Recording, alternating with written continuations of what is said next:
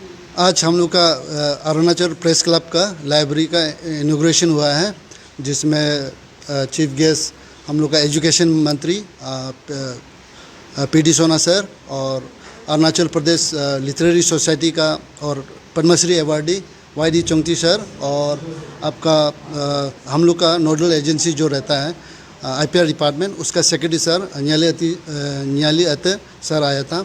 तो हम लोग ने इनॉग्रेशन किया है और आज से ऑफिशियली ये ऑन हो गया लाइब्रेरी।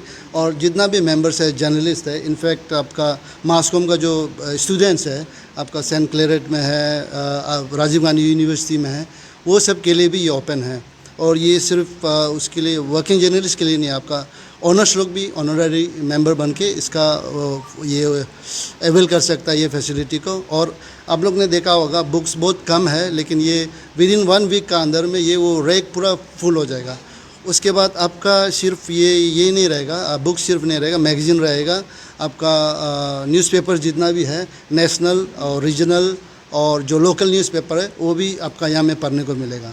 और उसका टाइमिंग हम लोग ने ऐसे किया, सुबह का 7 बजे से और रात का 10 बजे तक, तो वो खुला रहेगा, आप जब भी आके पढ़ सकता है। उसके बाद सेकेंड फेज़ में हम लोग ने उसको डिजिटल लाइब्रेरी को खोलने का भी है।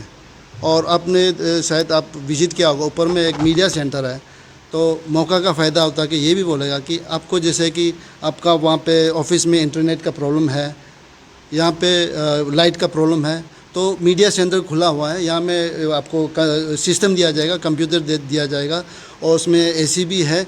आप 10 बजे तक अपना यहाँ में स्टोरी फाइल कर सकता है, आपका वीडियो एडिटिंग भी कर सकता है। वो सॉफ्टवेयर और कंप्यूटर जो है हम लोग, क्योंकि आपको ऑफिस जाने में यहाँ में एक दिन में अगर 3 या 4 प्रेस कॉन्फ्रेंस हो जाता है तो आपको ऑफिस जाना तकलीफ हो जाता है, तो वो फैसिलिटीज़ भी हैं, इंक्लूडिंग वो लाइब्रेरी को छोड़ के। तो मीडिया सेंटर भी अभी वो कंप्यूटर ये सब डालना बाकी है, ये है।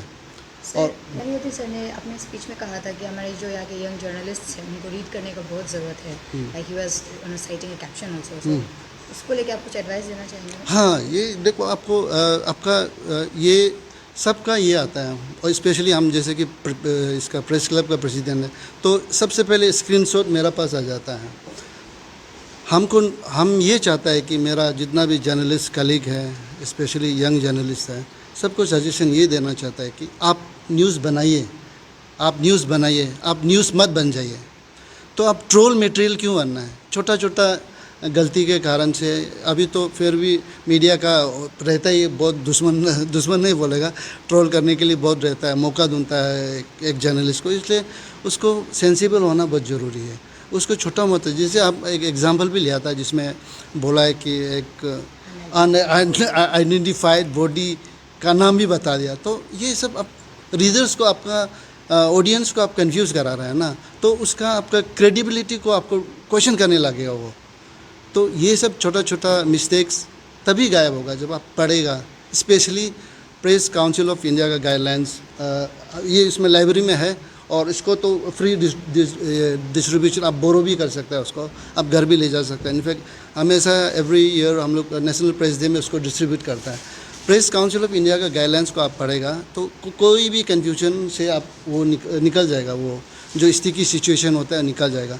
और वो उसको आप अच्छा से पढ़ेगा तो आप को हिम्मत भी देगा वो, और आपको प्रोटेक्ट भी करेगा। अभी बहुत से ऐसे कि डिफेमेशन केस बनने लायक रिपोर्टिंग भी हो रहा है हमारा यहाँ अरुणाचल में, कोई लोग कमेडी बना रहा है, लेकिन आप प्रेस काउंसिल ऑफ इंडिया का गाइडलाइंस को पढ़ेगा, भले ही वो ऐसे नहीं सोचना है कि वो प्रिंट सेंट्रिक वाला गाइडलाइंस है, नहीं, वो वही गाइडलाइन जो आपका डिजिटल इलेक्ट्रॉनिक मीडिया के लिए भी है। वो गाइडलाइन से आपको डिफेमेशन केस जैसे चीज़ से बचने का वो एक आपको रास्ता दिखाता है।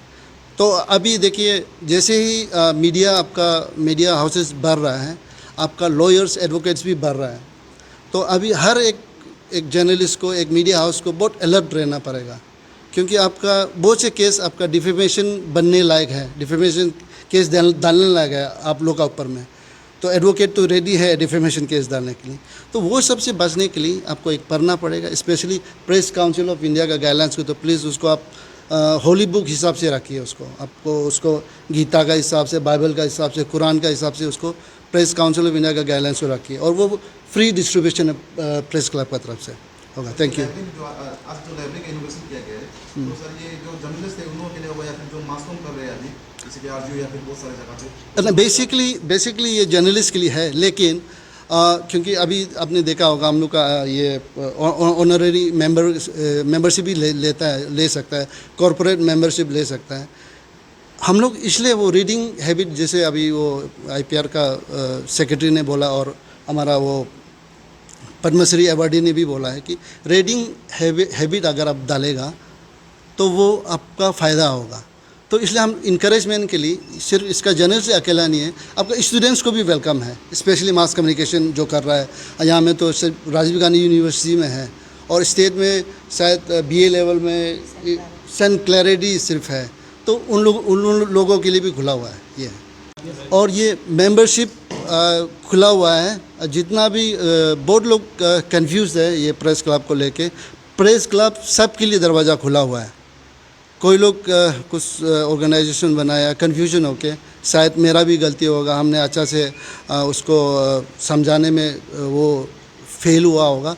तो ये प्रेस क्लब सब के लिए खुला हुआ है, उसमें मेंबरशिप का क्राइटेरिया रहेगा। जैसे अभी प्राइमरी मेंबर के लिए 6 मंथ्स एक मीडिया हाउस चलाना होगा, प्रेस क्लब को अटेंड करने के लिए, प्रेस कॉन्फ्रेंस को अटेंड करने के लिए। पहले उससे पहले क्या होता था, अब लोगों को बहुत लोग शायद वो भी उसको मिसरीड भी किया होगा, बहुत लोग बाहर में जाके वेट करना पड़ता था। उसमें से बहुत लोग आप लोग विक्टिम भी बनाता होगा, क्योंकि स्पेशली आफ्टर ये कोरोना वायरस पैंडेमिक जब हुआ था, उसका जैसे ही लॉकडाउन खुला तब हर घर से एक जर्नलिस्ट बनने लग गया, हर घर से कॉलोनी में जर्नलिस्ट बन गया। तो बहुत एक क्योटिक वो था, सिचुएशन था, कन्फ्यूजन। जैसे हम खुद प्रेस क्लब को हैंडल करता है, उसका प्रेसिडेंट, हमको खुद को पता नहीं है कि मेरा बच्चा कौन सा है। हर कोई मेरा बच्चा है तो नहीं होगा, कौन जेन्युइन जर्नलिस्ट हमको ही पता नहीं। सब मोबाइल लेके कैमरा लेके जर्नलिस्ट है बोल के खुद को आइडेंटिफाई कर रहा है।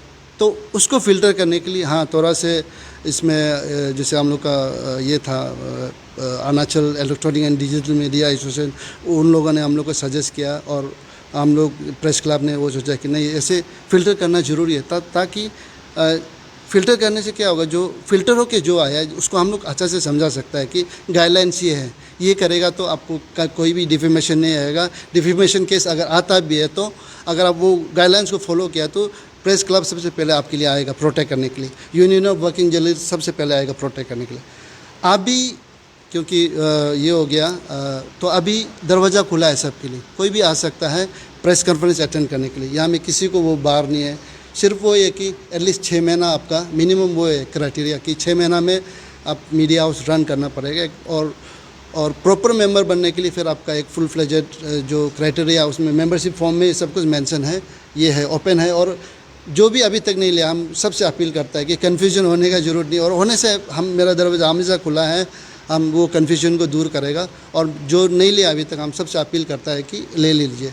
और आप लोग से भी रिक्वेस्ट करता है कि ये मैसेज को अपना कलीग तक पहुंचा दो, और जो अभी तक नहीं लिया है, कहीं दूर भी हो सकता होगा, वो लोग को मेंबरशिप ले लो।